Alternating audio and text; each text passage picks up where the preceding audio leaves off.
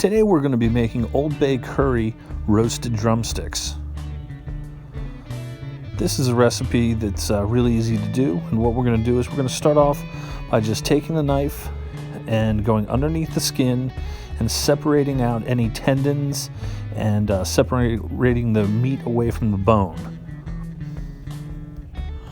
You'll want to be using as sharp a knife as you have, and it really helps out getting across those little tendons and separating again the meat away from the bone so that you have a nice clean drumstick.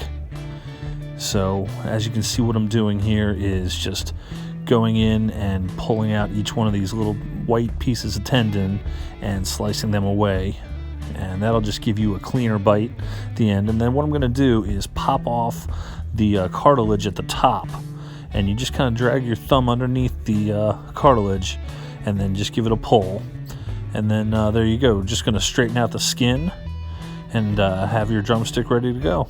And that's about it. I'm going to go ahead and do one more just to kind of show you again. We're going to go underneath the skin and separate out those tendons, separate the skin away from the bone.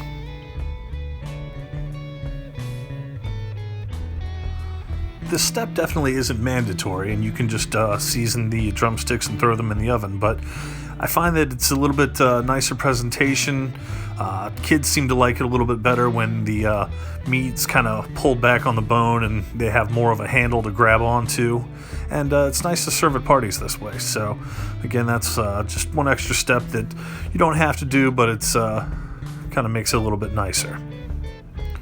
So again, as we're finishing up this second drumstick, you just want to go through and get as many of those little tendons out of the way. And it can be a little bit annoying, but just take the extra second, go through, and you'll find all those little pieces, and just kind of feel your way through with the knife. And then once you get that done, you just want to, again, put your thumb underneath that cartilage and then just push it back. It'll kind of pop off, and there you go. That's about it. We're going to get ready to season these guys up. Once you've got all the drumsticks cleaned up and ready to go, we're just going to go ahead and throw them in a bowl and season them up.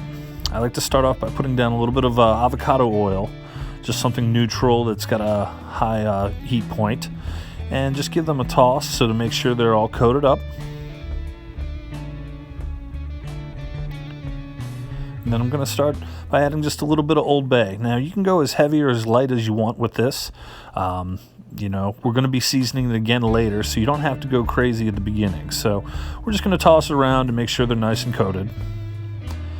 And then next up, we're going to use some curry powder. And the contrast of the curry is definitely not something you find with Old Bay very often, but came across this seasoning kind of by accident, and I like the way they pair together, so that's why we're going to do this today. So once we've got everything coated, we're going to go and just lay them out on the silk pat, and I just like to use one of these mainly because they don't stick, and it gives the chicken a nice even cook. So I'm just kind of stretching out the skin a little bit to make sure that the skin cooks evenly, and it will curl back some, but it will help the presentation at the end if we just kind of tighten up the skin as much as possible without taking off all the seasoning that we put on there.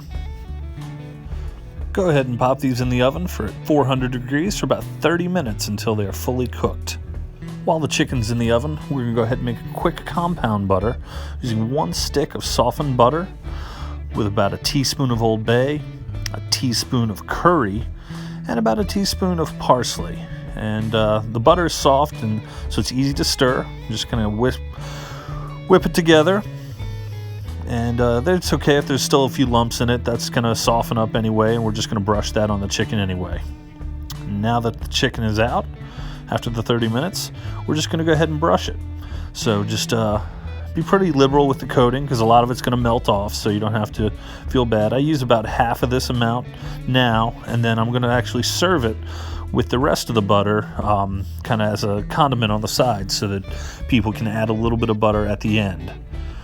So once we've buttered all these up, we're going to put them and broil them in the oven for about 5 more minutes, just until that skin gets crispy.